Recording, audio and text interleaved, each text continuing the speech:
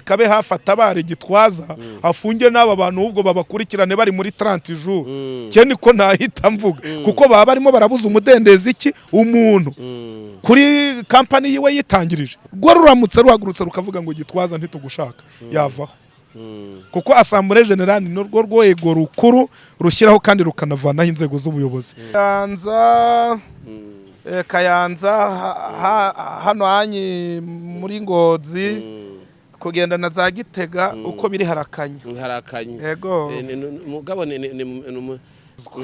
kuko turakora nivuga butumwa abarundi baraca bugufi cyane ndakubwira ko nshobora kugerayo bagahita bampa n'abasirikare bo kundinda bati umunyarwanda barubahiriza cyane kandi barakunda agateka ka muntu cyane kwezi hariho ikintu turi kuvuga isi yakoze imitego ifite imitego myinshi ku kintu kijyanye n'umuhanuzi ku kintu kijyanye n'umuntu ukorera Imana yego ubona iyi mitego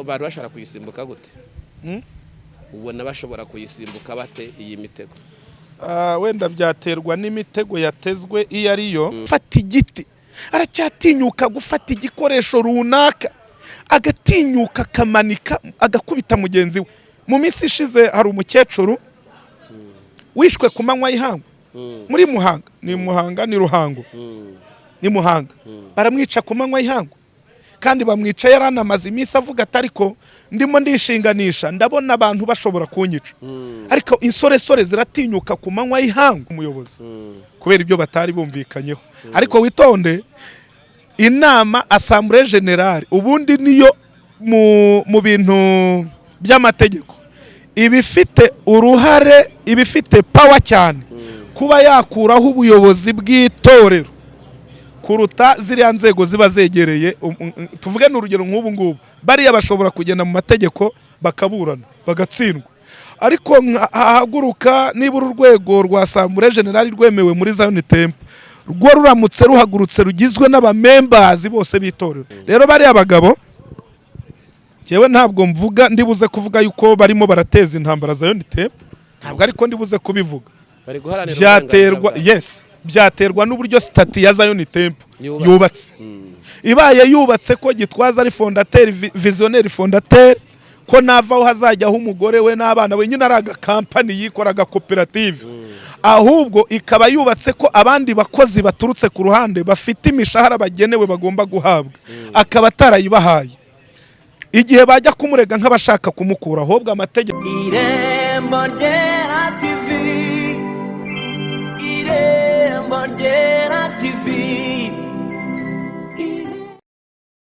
reka tubasuhuze nshuti bakunzi b'Irembo Ryera TV tubifuriza umugisha w'Imana aho muri hose no kuvuga abari hirya no hino ku isi turabahaye mwaramutse ariko tuvugane nawe ushobora kuba urwaye ushobora kuba ufite ibibazo bitandukanye tukubwire ngo wakire ihumure rizanwe n'Imana kandi ukomere turagukomeje tuzanye itangazo rimwe rikubwira ngo ntabwo ryari ryo herezo ry'ubuzima urongera ubeho urongera wakira amahirwe yawe urongera uhabwe umugisha n'Imana nk'uko yari yarabikwemereye Imana iguhezagire imbere yacu turi kumwe n'umuhanuzi turi kumwe yambaye ikote ry'ubuhanuzi yambaye ikote ry'ubuhanzi yambaye ikote ry'ubusesenguzi ni umuntu wahuriweho n'impano z'uburyo bwinshi tubahaye ikaze muri cya kiganiro mboni y'umuhanuzi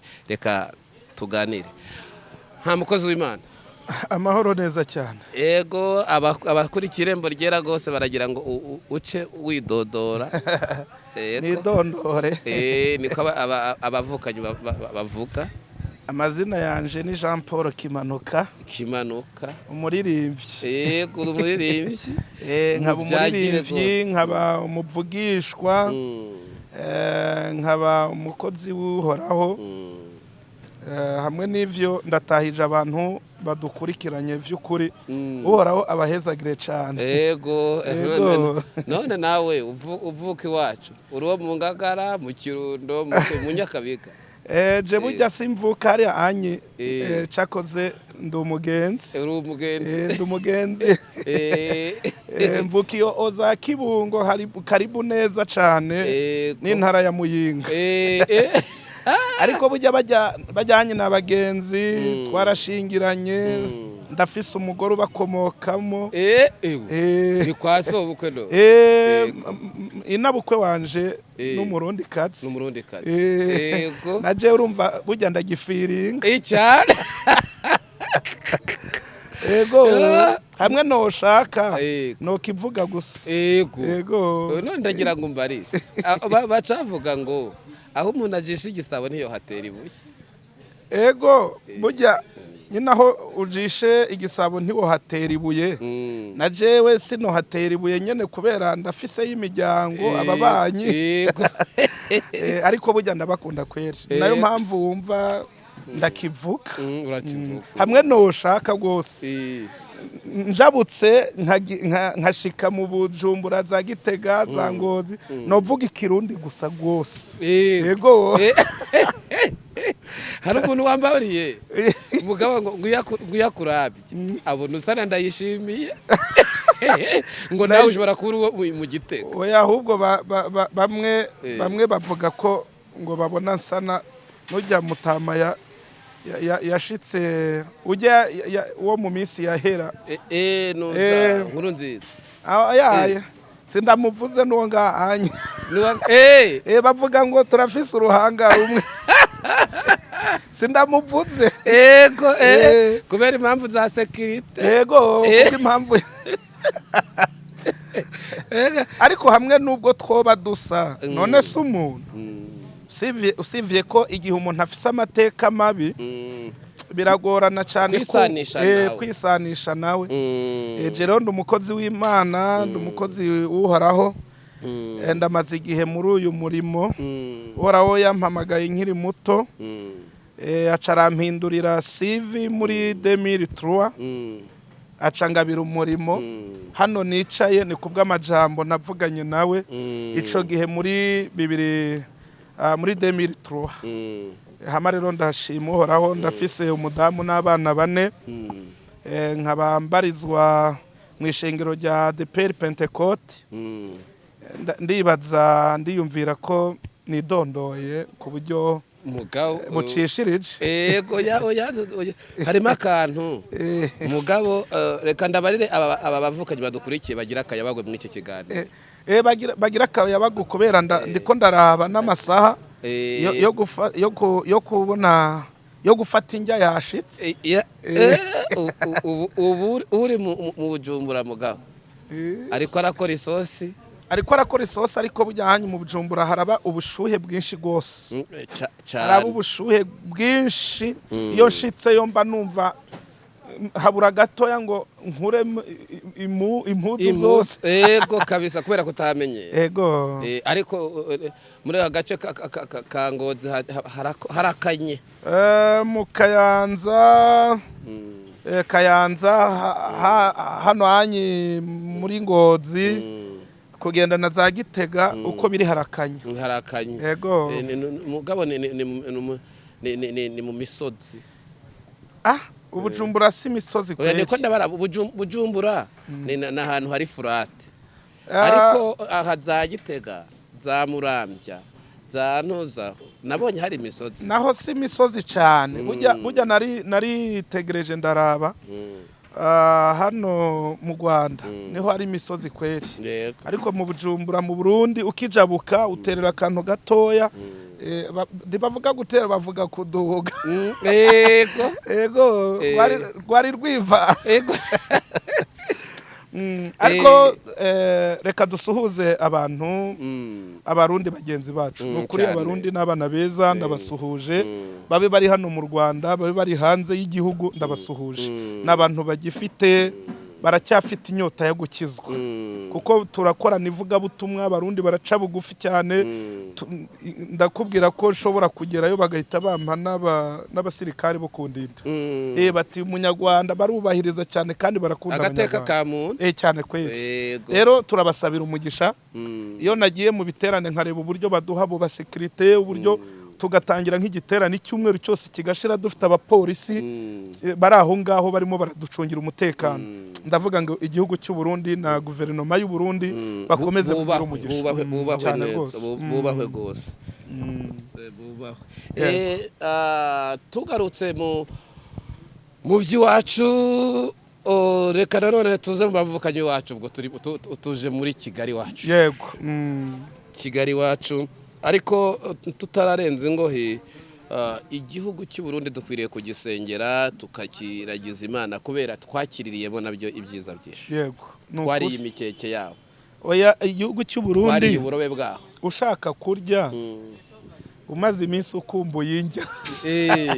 Hariyo uburobe burashobora gutuma kabisa, burashobora gutuma uva mu Burundi urabye indi mipaka mu Rwanda. Igihugu cy'u Burundi rero ni gihabwa umugisha, igihugu cy'u Rwanda gihabwa umugisha cyane kuko ari igihugu cy'amavuko. Kigeretse kuri ibyo, abarundi n'abanyarwanda n'abavandimwe, umwe ni gakuru undi ni gato, cyangwa se umwe ni grâce. Abanyarwanda buriya bavango, aba n'abanyarwanda, aba n'abandi rwose kabisa. Bakabyita Burundi, uru ni u Rwanda, uru ni urundi. Yego. Okay, uru ni u Rwanda, uru ni urundi, niho byaturutse ubundi. Okay. Nurundi Rwanda. Nurundi Rwanda. Nayo mpamvu bari barayise Rwanda busumbura. Yego. Abarundi rero rwose Imana ibahereza umugisha. Mu mateka rero, mu mateka ruriya n'u Rwanda, n'u Burundi nyine, n'u Rwanda urundi. N'u Rwanda rundi. N'u Rwanda rundi. Yes. Hanyuma rero muri cya kiganiro imboni y'umuhanuzi, ubundi bavuze imboni y'umuhanuzi, wumva iki? Imboni y'umuhanuzi, ubwo icyo bwa mbere numva ko imboni harya bura ni iki? Imboni ni ijisho, imboni y'ijisho, cyangwa se ukureba kure k'umuhanuzi. Yes, kureba kure k'umuhanuzi. Kureba kure kwa gihanuzi, ijisho ry'Imana ku muntu. Yego, ni nka ko mbyumva, niko bitekereza. Hariho ikintu turi kuvuga, isi yakoze imitego, ifite imitego myinshi ku kintu kijyanye n'umuhanuzi, ku kintu kijyanye n'umuntu ukorera Imana. Yego. Ubona iyi mitego abantu bashobora kuyisimbuka gute? Ubona bashobora kuyisimbuka bate iyi mitego? Wenda byaterwa n'imitego yatezwe iyo ariyo. Kuko ngira ngo ibyo ari byo byose ntabwo ari kenshi nari bwakurikirane iki kiganiro, ariko imitego iba mu buryo bwinshi. Hanyuma kandi uhereye kera, Bibiliya iravuga ngo Satani akora icyaha. Nta kindi kintu gishobora gutuma abantu bategana imitego usibye Satani. Satani ni we se w'ibibi, Imana ikaba se w'icyiza. Hanyuma rero imitego kuyisimbuka, nta kindi kintu cyatuma tuyisimbuka, biradusaba ibintu bibiri. Icya mbere ni ubwenge bw'Imana. Amen. Kugira ubwenge bw'Imana butandukanye n'ubwa karemano. Kuko ubu bwenge bwa karemano ushobora kubugira nibyo, ariko ntibube buhagije. Kuko bubaye buhagije, ubwo ubufite wese, uwabuvukanye wese, nyine byaba byoroshye, nta cyaha cyamubarwaho, kuko nyine yakabaye uhiriwe. Yego, yakabaye uhiriwe. Rero hari ubundi bwenge. Bibiliya iravuga ngo Salomo ajya gusenga, ariko ngo agiye gusenga ngo abwira Imana, ngo yitegereje ngo abona nta kindi yasaba Imana, ngo asaba ubwenge. Wakibaza ngo kuki yasabye ubwenge kandi hari ubwo yavukanye? Bisobanuye ko ubu bwenge karemano umuntu avukana ntabwo buhagije. Hari ubundi bwenge rero umuntu akenera. Ubu bwenge bwongeye kugaragara ku muhanuzi wigeze atumwa n'Imana. Imana iramubwira ngo genda uvume igicaniro cya Yerobowamu, ariko ntuzagire icyo urya, ntuzagire n'icyo unywa. Bibiliya iravuga, umutwe w'ijambo uravuga ngo umuhanuzi wabuze ubwenge yiciwe n'intare mu nzira. Yabuze ubwenge bwitwa kubaha Uwiteka, kuko biravuga ngo dore kubaha Uwiteka nibwo bwenge, kandi kuva mu byaha niko kujijuka. Rero icya mbere kizadusimbutsa uyu mutego, icya mbere ni bwa bwenge bwuje kubaha Imana.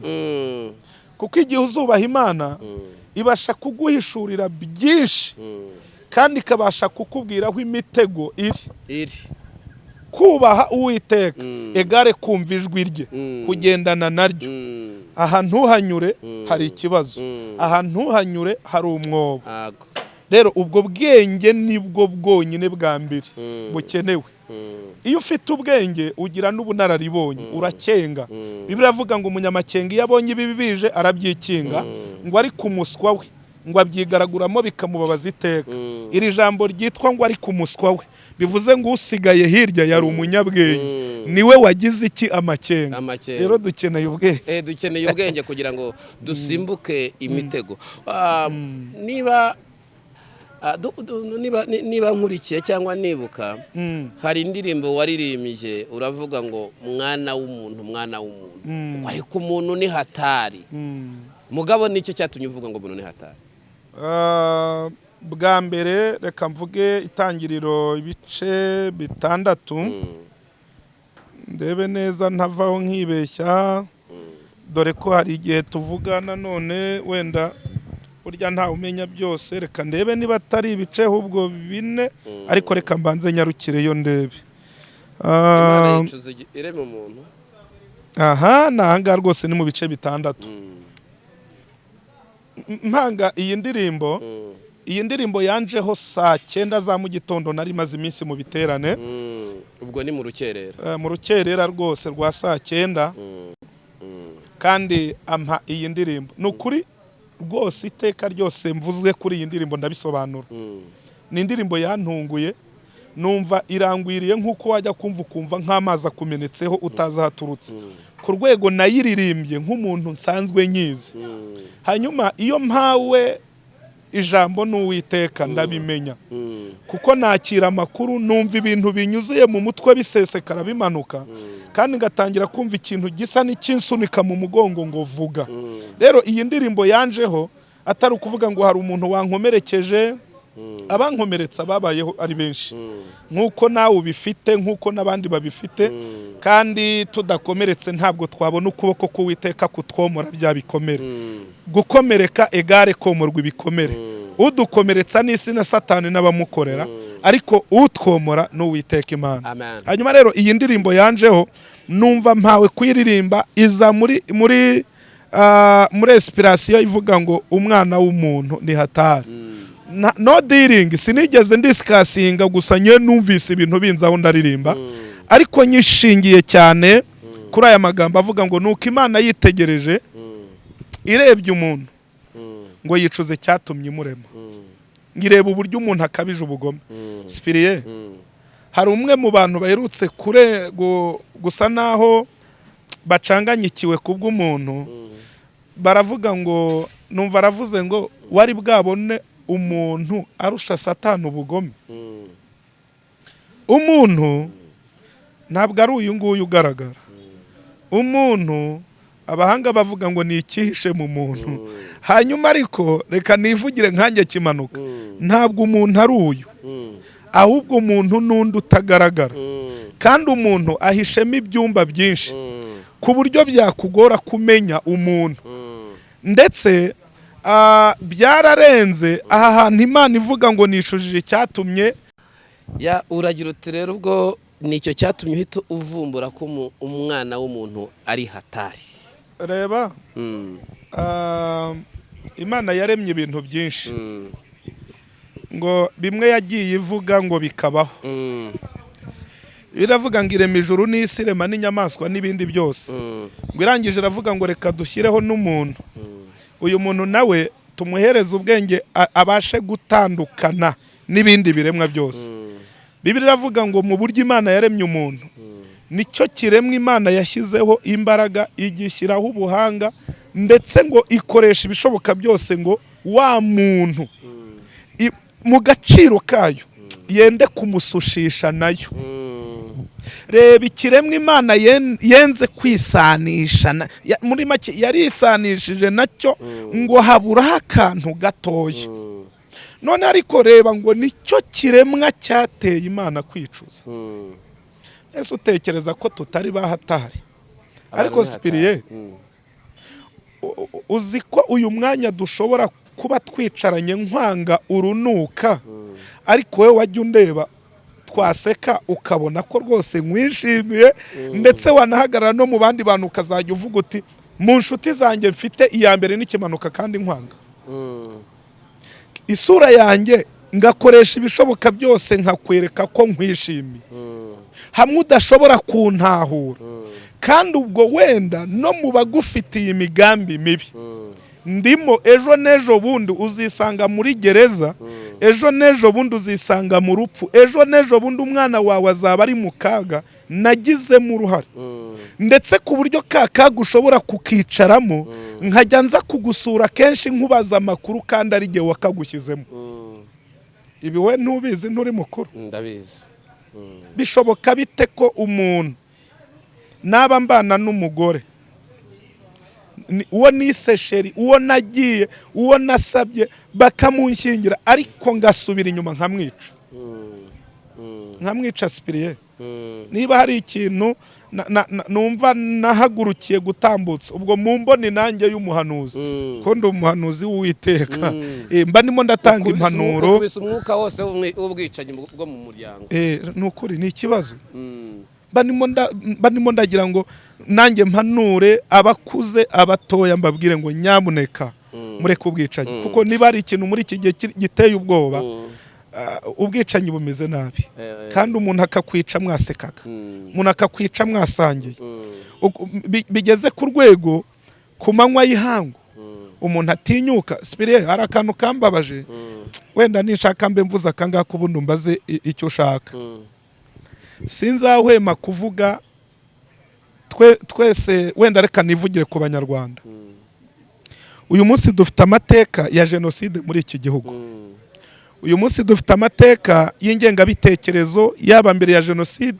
ariyo yatugejeje kuri jenoside na nyuma ya jenoside dufite amateka muri iki gihugu cy'u Rwanda abantu bamwe barapfuye abandi barahanwa bahaniwe amarorerwa bakoze yo kwica abandi uyu munsi turimo tuvugana urabona ko turi mu ngaruka zituma buri mwaka twicara tukibuka tugasubiramo tukavuga tuti ibyabaye never again ibi bintu ni ibintu tutazigera duhwema kuvuga uyu munsi abana bamwe na bamwe bari mu ngaruka z'amateka wabyumvise Bibiliya Yeremiya yaravuze ngo ba data bakoze ibyaha ntibakiriho ariko uyu munsi twirengereye ingaruka zabo uyu munsi hari abana bikoreye bafite ipfunwe ry'uko imiryango yabo yiswe abicanyi hari n'abandi bafite ibikomere by'uko babaye imfubyi ibi ni ibintu tuvuga amateka arazwi kandi tubivuga buri munsi ariko yewe impamvu mvuze ibi bintu wari uzi ko umuntu yaba yarafungiwe kwica umuntu uyu munsi nanone akaba agishumwashumwa kuba yakica umuntu nanone ariko siriya iyi mitima yabaye akahebwe umuntu ni hatari ndugu yangu ni iki kituma umuntu ava mu igororwa bamugorora akongera agakora ibi akanga akagoramanga umuntu amaze imyaka 10 bamugorora bamubwira ati warahemutse kandi buriya leta iyo igufunze ntabwo mu by'ukuri ari urwango rundi ntabwo ari urwango ahubwo no kukubwira ngo vaho ngaho uzujye kwitekerezaho yego witekerezeho urebe neza uvuga uti ni iki gituma ni iki we wakwitekerezaho mu makosa yawe ukavuga uti jewe ibi bintu bireke bigire muri make icyo leta ibikeneye ni ukuvuga ngo uri umwana wacu ubyaye ikiboze ibyaye ikiboze irakirigata ntabwo twakwica mboneraho no gushimira leta yacu y'u Rwanda yafashe umwanzuro ikavuga ngo nubwo mwahemutse ariko nanone ntabwo muri abo gupfa ntabwo muri abo gupfa mwebwe nimubeho ariko mwikosore mukosora abana banyu mu yandi magambo muhinduke iyi leta yacu ndayishimira icyo yakoze ni cyiza kuko iyo baza bakavuga bati okay reka namwe tubiture ijisho rihorerwa irindi iryinyo rihorerwa irindi mu by'ukuri nta ubariho ariko nanone reka turebe wenda ntidushaka kugaruka cyane wenda muri ibyo usibye ko nabyo biba ari byiza ahubwo turebe ni gute abantu bahaniwe gukora icyaha uyu munsi ukabona umuntu aracyatinyuka gufata umupanga, aracyatinyuka gufata igiti, aracyatinyuka gufata igikoresho runaka, agatinyuka akamanika agakubita mugenzi we. Mu minsi ishize hari umukecuru wishwe ku manywa y'ihangu muri Muhanga, ni Muhanga ni Ruhango, ni Muhanga, baramwica ku manywa y'ihangu kandi bamwica yaranamaze iminsi avuga atariko ndimo ndishinganisha ndabona abantu bashobora kunyica, ariko insoresore ziratinyuka ku manywa y'ihangu ziramutemagura ku manywa y'ihangu hariya muri Muhanga. Abantu batakaje umutima w'ubumuntu, abantu batakaje ubumuntu. Yewe rero ndibaza ni igiki leta iragerageza nta kwitagira, ariko ukabona uyu munsi havutse niba atari umugabo, reba nkuriya kazungu, reba nkuriya kazungu, ni gute igihugu ugereranije inzego z'iki gihugu, sibyo? Reba uburyo leta yacu yubatse inzego ikageza ku rwego ikora icyitwa isibo, ingo 10, ingo zingahe bagashyiramo umuntu, ariko mbwira uburyo umuntu ashobora kwifata akica abantu 14 mwisibo y'abantu 10, abicira mu gihugu kirarama abapatruye, abicira mu gihugu gikaza amategeko giharanira uburenganzira bw'ikiremwa muntu, abicira mu gihugu kirimo isibo, umukuru w'isibo, umudugudu ushinzwe umutekano za polisingi anything, akagera ku rwego rwo kwica abantu 14 batabika mu mwobo, ariko mu by'ukuri amakuru ntamenyekana. None umbwira uburyo umuntu agira ubwo bunyamaswa bwo kugera ku rwego rwo gukora ikintu nka kiriya. Banyarwanda, banyarwandakazi, ni igiki cyabaye? Ni iyihe mpamvu? Niba ushaka no gupfa ukaba wihaze, wafashe umugozi ukimanika, kuko ubundi kwiyahura ni icyaha, ariko kugira ngo ugire abantu hitana birutwa ko wakiyahura, wakwiyica wowe ubwawe. Niba ku nkunda amahoro abantu barahibagiwe no kwahuze, niba batanagiye no ku nkunda amahoro bagiye n'ahandi, ariko bakareka guhitana imbaga y'abanyarwanda. Aho nawe nyine no kubera impamvu z'akababaro k'ibyo abantu bari gukora, ahubwo tubagira inama begera isengero zibegereye basenge uwo mudayimoni abavemo. Niba isengero bazirengagije nibajye kuri Nyabarongo. None se sibiriye nukuri kose urumva umuntu umuzigiti uramwegereye ntashaka kuwinjiramo, ikiriziya kiramwegereye ntashaka kukinjiramo, urusengero uramwegereye ntashaka kurwinjiramo. Niba adashaka kurwinjiramo akaba adatinya umudugudu, akaba adatinye polisi, akaba adatinye ribu, akaba adatinya amapingu, akaba adatinye kuba yajya kurya impunguro, adatinye umuryango wa gereza, yapfumwa akerekeza na Nyabarongo cyangwa se n'ahandi hantu, ariko akareka guhitana abantu. Urajya kwica uyu mwana w'umukobwa, urajya kwica uyu mwana w'umuhungu. Turi mu kiganiro harya kivuga ngo iyo nanjye nimboni ya gihanuzi, nanjye ndimo ndatanga impanuro. Ibi bintu birababaza ndugu yangu, ariko tugaruke kuri iki amakuru avugwa hari ibi bintu birababaje. Twigarukire. Yego, urabiretse. Nari ngiye kuvuga ku mugitifu bavuze ngo niba ngo barasanze ngo niba yaratinganye n'umwana w'imyaka 10 n'ingahe, ibyo byatumye nyine nanjye ibyo sinshaka kubijyamo, namakuru ntakurikiye. Cyakoze ko kuba muri social media hari igihe babubizi, ariko nabonye ko namye nkurikirana ibiganiro nsanga hari abantu batangiye kuba develope kuri iki kintu nk'itoro rya Methodiste, ariko naketse ko ari Methodiste libre, kuko Methodiste ziri hano mu Rwanda zirenze nk'eshatu. Hari yitwa Methodiste ini, Methodiste International Pentecote, hari na Methodiste libre, hari n'izindi. Rero ntabwo turamenya bwite ngo ni iyihe Methodiste, ariko reka dukoreshe ntacyo iyi mvugo Methodiste, kuba batangiye kujya habona bakanamiza bakavuga bati iki kintu cy'ubutinganyi ntitucyemera. Jewe ndashimira cyane abo bantu baba bakoze icyo kintu, kuko uko byagenda uko ariko kose ahari kubw'impinduka y'isi no kubw'amategeko y'isi, navuga ngo kuvuga ntituzabura kuvuga, ibikorwa bizakorwa, ariko nanone ntabwo twahora dushyigikiye, ntabwo umuco w'ababana bahuje ibitsina mu by'ukuri ntabwo mpamya ko ari umuco mwiza. Wenda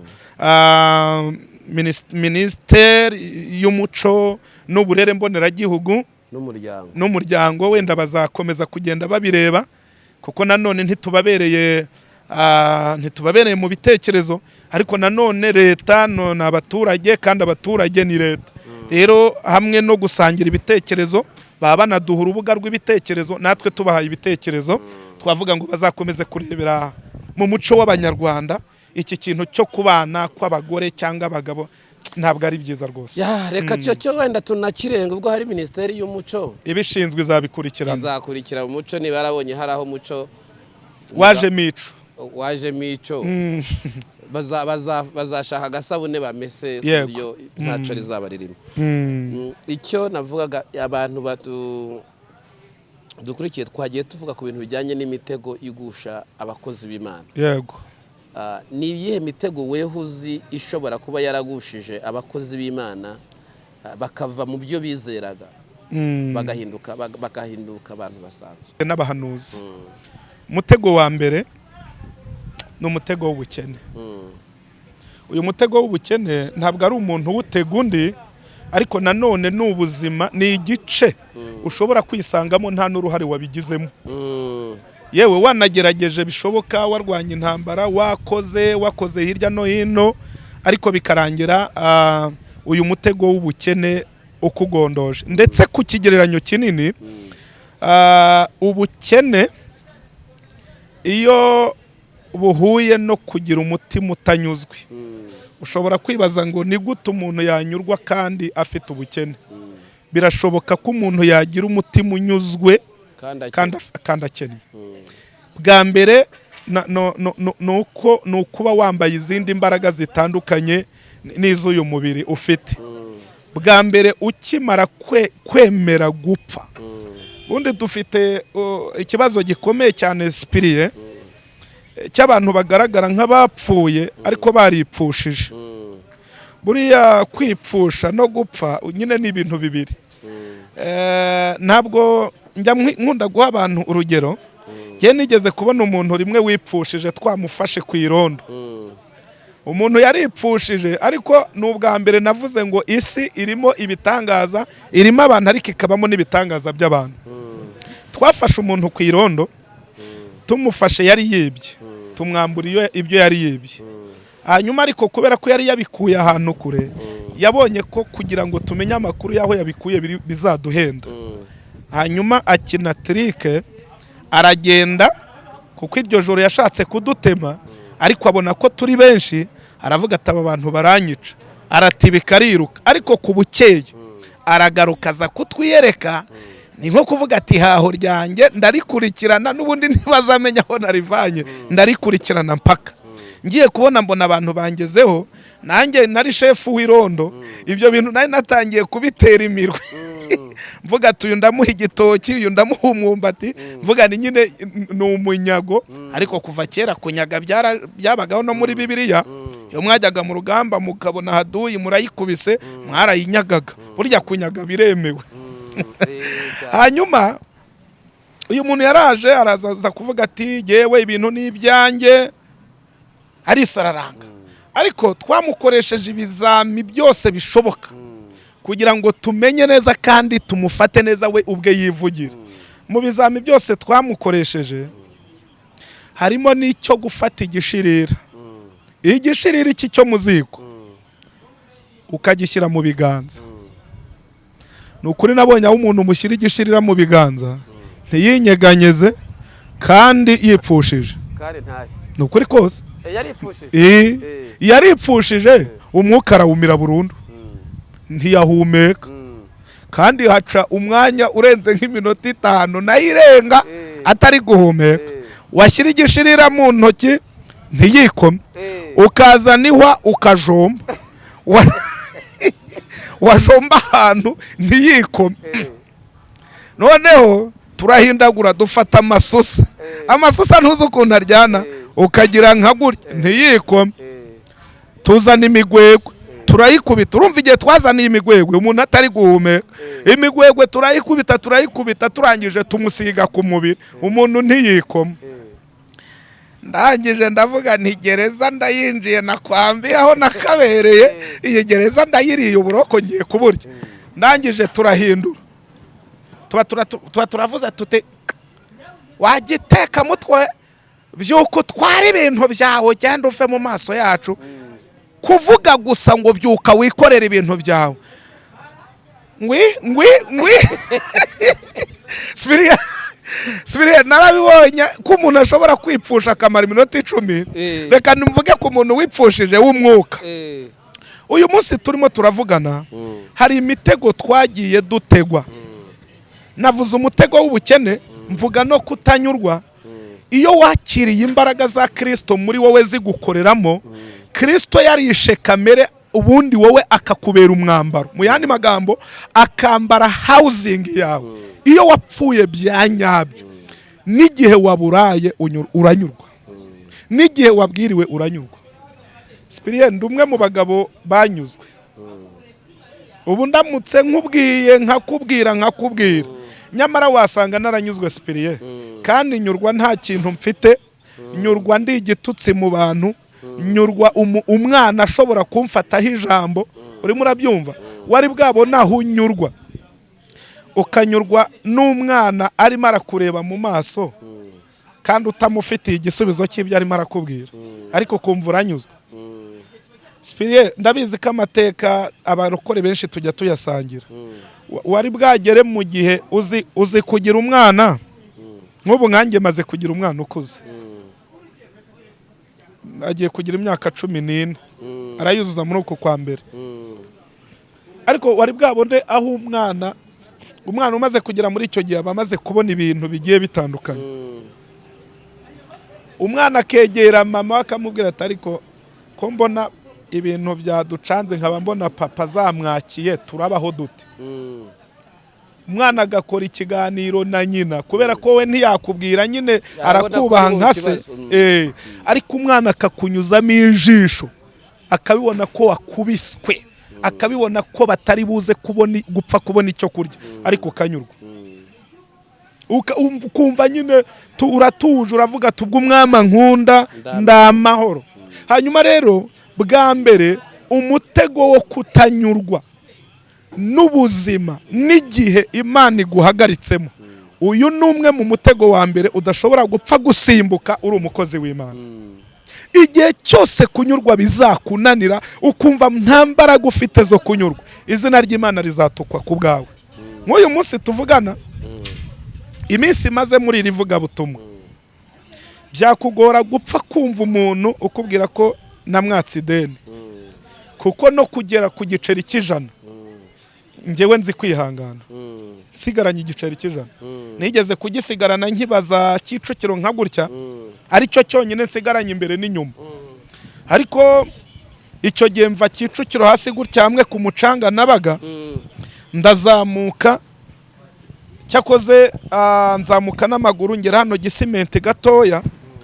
ariko icyo gihe mpagera narinje kureba iki narinje kureba udufaranga umuntu yaranyoherereje Imana yamunyuzeho atunyoherereza ngo njye gusengera umuntu za Kigoma muri Tanzania ariko mu by'ukuri je ntabwo nabonye yuko ari inzira yo kugira ngo bwite njye gusengera uriya muntu je nabibonye nk'inzira y'ubutabazi kuko icyo gihe nari nsigaranye igiceri cy'ijana ariko ntuje mfite umutima utuje bisobanura byumvikana bite ko umuntu w'umugabo ufite umuryango ufite abana wishyura inzu asigarana igiceri cy'ijana mu mufuka ariko agatuza rero bwa mbere ubukene iyo bufatanye no kutagira umutima unyuzwe kwiba uriba no kwesikoroka ukesikoroka yego sinzi ndabona ari cyo wari ugiye kumbaza naringiye kukubaza ni imitego myinshi twakagombye kuba tuvugaho hari iy'abagore hari iy'amafaranga hari ibindi imitego ngo ni myinshi igusha abakozi b'Imana ariko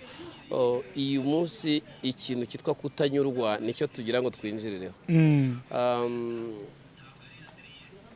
umaze iminsi ukurikira imanza ziri kuzamuka mu itorero rya Zion Temple yego abakozi b'Imana barega umukozi w'Imana Apotre Gitwaza biriya bintu nkaho umukozi w'Imana arasa ubundi hari igihe nandi kuvuga Gitwaza ushobora kutamuzi oya Paul Gitwaza rwose ndamuzi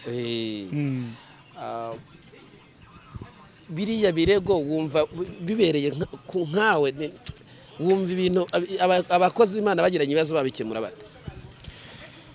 Bwa mbere rero reka mbanze mvuge kuri Gitwaza cyangwa se nimvuga Gitwaza ndaba mvuze zayo ni tempo.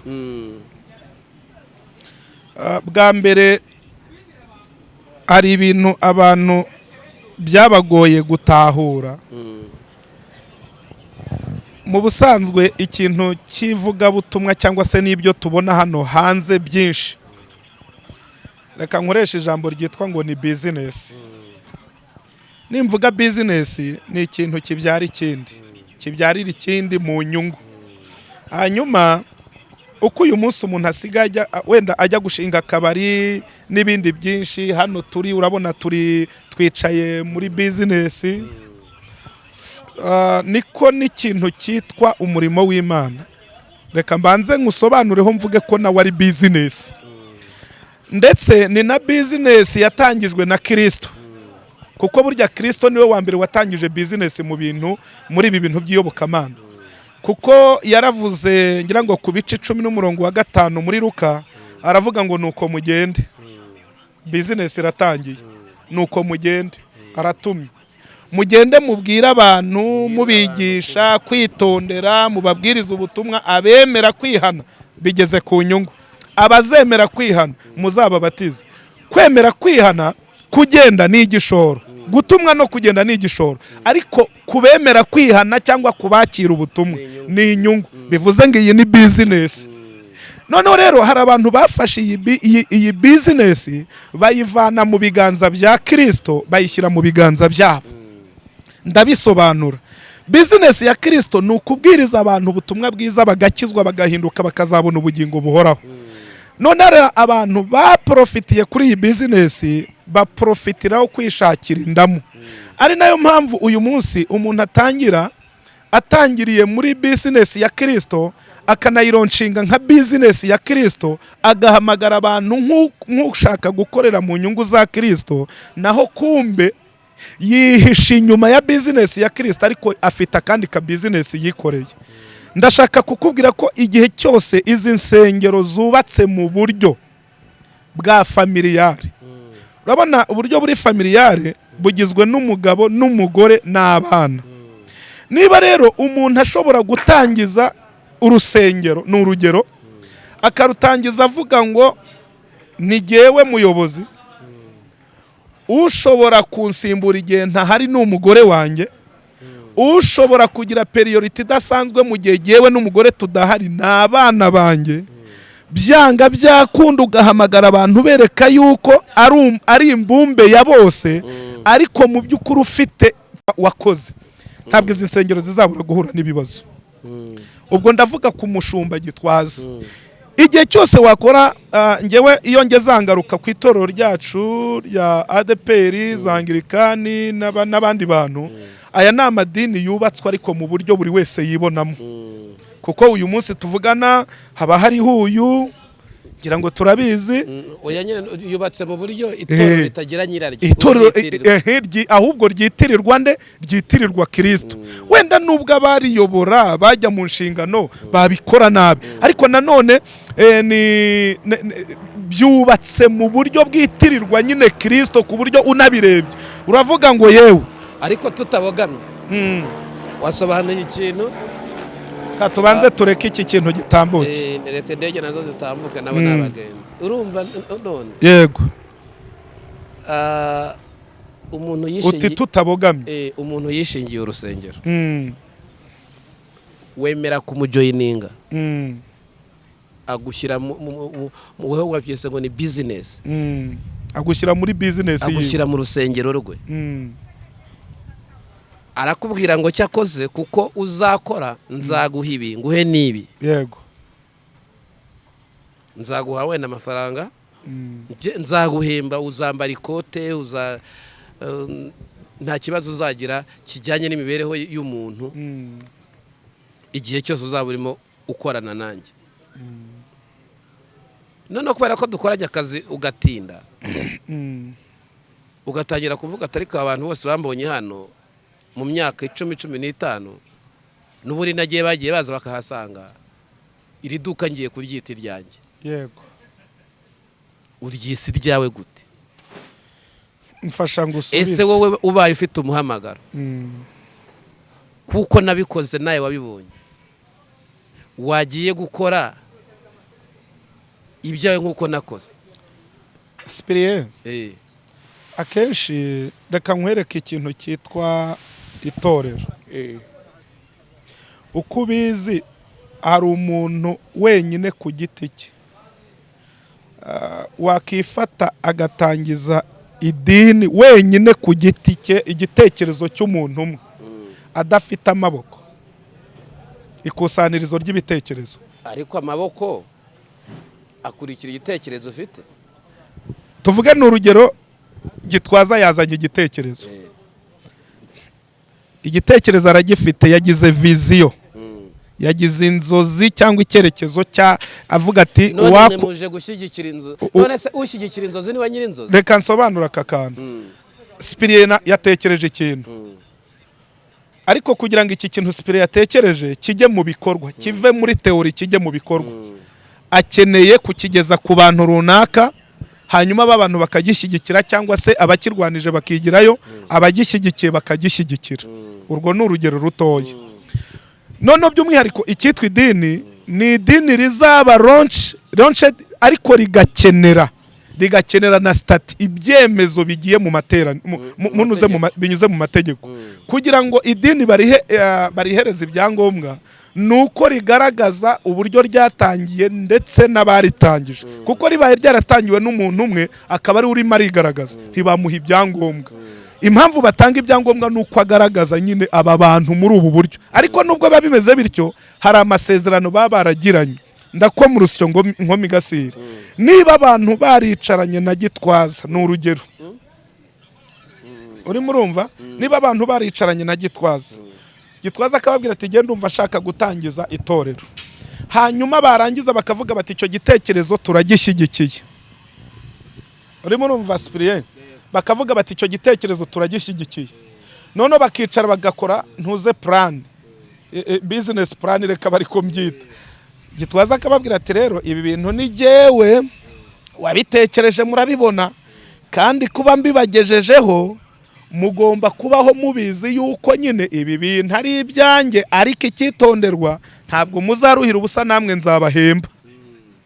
Akicara agategura imishahara y'abakozi.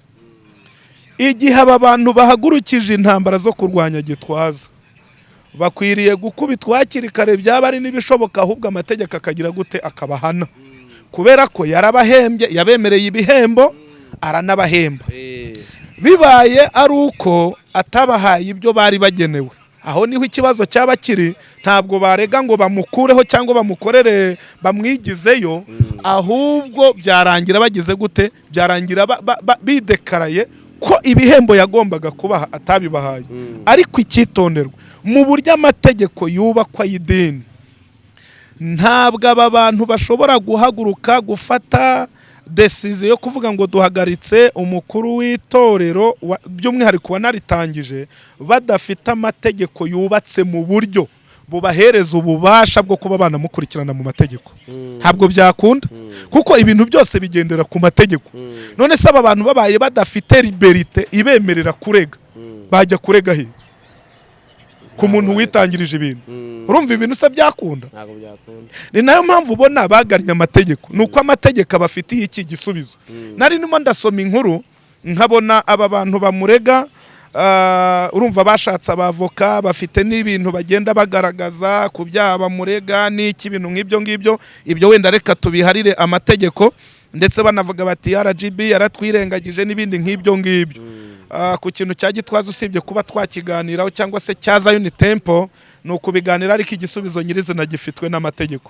Ariko wenda mvuze kuri cya kindi twavuga cyo kutanyurwa, aba bantu bakitwa bataranyuzwe ari uko amategeko abagenera imishahara nk'abakozi, bikarangira birengagije ya mishahara bakajya kwandarika umuntu w'Imana banabihanirwa. Ariko niba baricaye bakavuga, tuvuge nk'ubu n'urugero, hari idini rimwe narinzi sinshaka kurivuga, ariko ryari rifite amategeko yashyizweho avuga ngo fondateri wenda n'urugero dutoye inzego, ariko uyu muntu azayobora mu gihe cy'imyaka 4. Ya myaka 4 ashobora kongera kwiyamamaza agatorwa, hanyuma bamutora agatorwa atatorwa hakajyaho undi muntu akayobora. Ariko aba bantu baje gushwana birakomera ku buryo ibirego byabo byageze no muri presidence.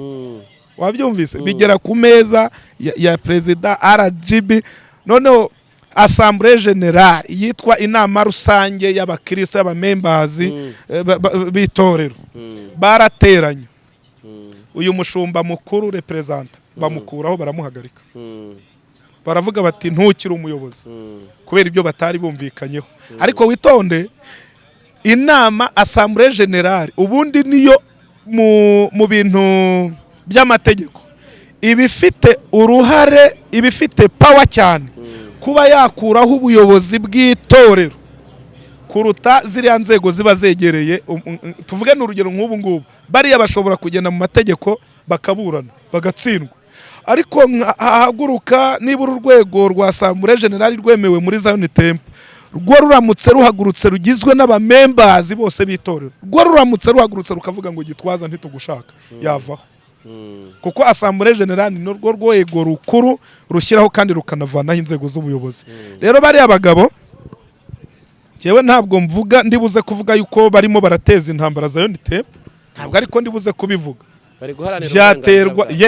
Byaterwa n'uburyo stati ya Zion Temple yubatse. Ibaye yubatse ko Gitwaza ari fondateur visionnaire fondateur, ko navaho hazajyaho umugore we n'abana we, nyine ari agakampani yikoraga koperative, ahubwo ikaba yubatse ko abandi bakozi baturutse ku ruhande bafite imishahara bagenewe bagomba guhabwa, akaba atarayibahaye.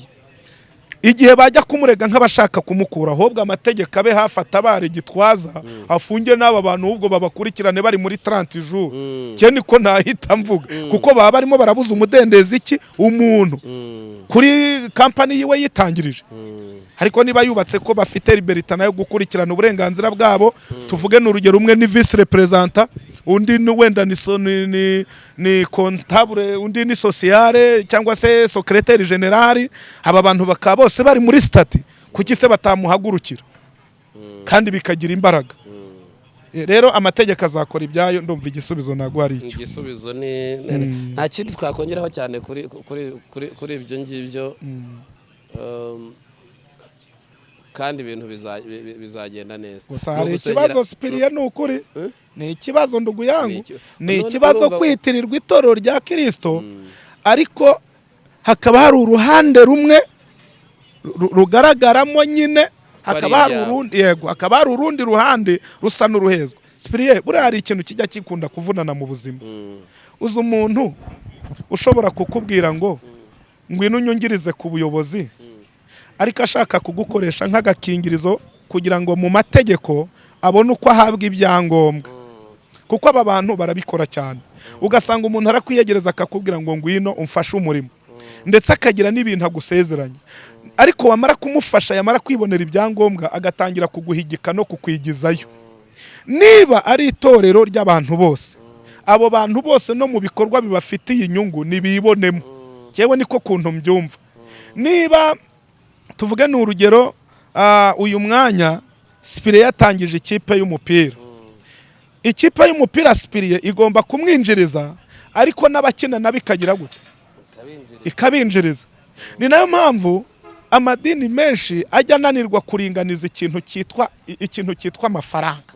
Ese wowe uri umushumba mukuru urihemba miliyoni 5 n'urugero, ufasha umuntu wirirwa muri biro yakira abantu, akora service zose, aravunika amanywa nijoro ntasinzira, umuhaye ibihumbi 100, tuvuge n'urugero, basi reka tuvuge 500 da, reka nanongeze wenda nzamure, umuhaye ibihumbi 500, wowe uzirirwa ugaramye ngo uri fondateur visionnaire, wabyumvise, wihembe miliyoni 5, umuntu uraravunika atanasinzira umugongo warapfuye ahora muri za sauna byaramunaniye atangiye kujya kwipimisha za pressure kwa muganga kubera gukora nurangiza umuhembe utuntu tw'urusenda usanga n'ubundi arahora apfundikanya nta hatandukane n'abandi bakene kandi yitwa umukozi. Ntabwo ari byo ibyo ngibyo rwose akenshi bigaragara nk'ibintu nyine byo guhonyora umuntu murundi yabyise guhonyora cyangwa se gucinyiza ni ukudaha umuntu agaciro. Reka tugushimire uko biri kose ni ibintu bizagenda biganirwaho gusa nyine nuko uyu mwuka wo kuregana ko bakozi b'Imana icyo twari tugendere muri iki kiganiro bwa buryo kugira ngo uwo mwuka ucike abantu bafite bagira ukuntu bumvikana nk'uko batangiye. Ntabwo uzacika ariko burya nyine iyo hajemo amafaranga ntago wacika. Ubwo urumva rero polisi kutanyurwa cya kindi twavugaga.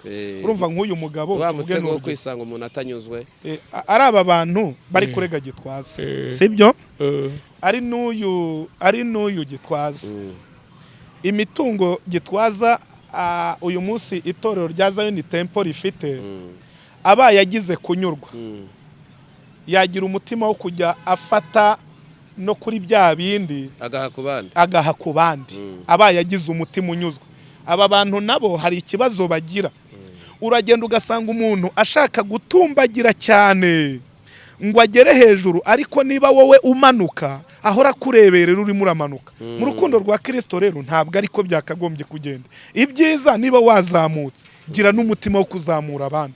Niba uri murarya gira umutima wo kugira ngo nabandi barye.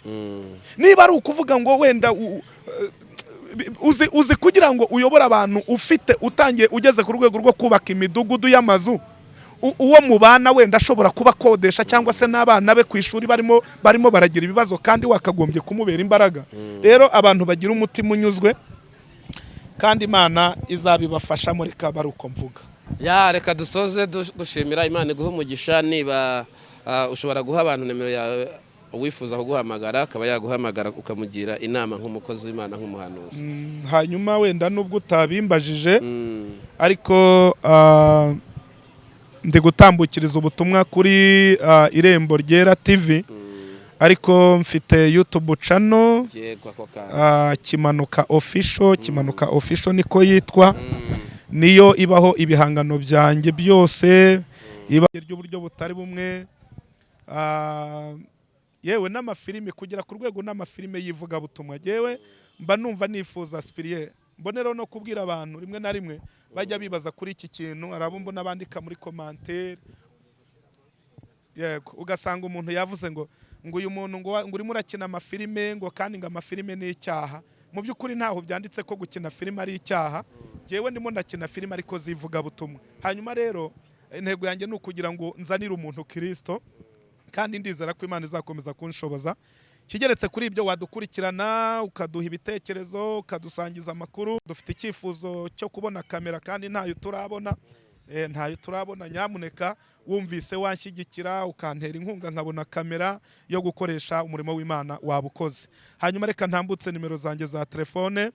Nimero zanjye ni 07 8 28 20 13 karindwi. Nzivuze mu buryo bworoshye. Hanyuma reka nkubwire ngo uzajye kuri Kimanuka Official ukore subscribe. Urakoze cyane nyangamugayo. Witwa Imana uri data wa twese mwiza wabanye natwe muri iki kiganiro dutangira watangiranye natwe no gusoza usozanije natwe. Izina ryawe rihabwa icyubahiro. Urakoze cyane mu izina rya Kristo Yesu.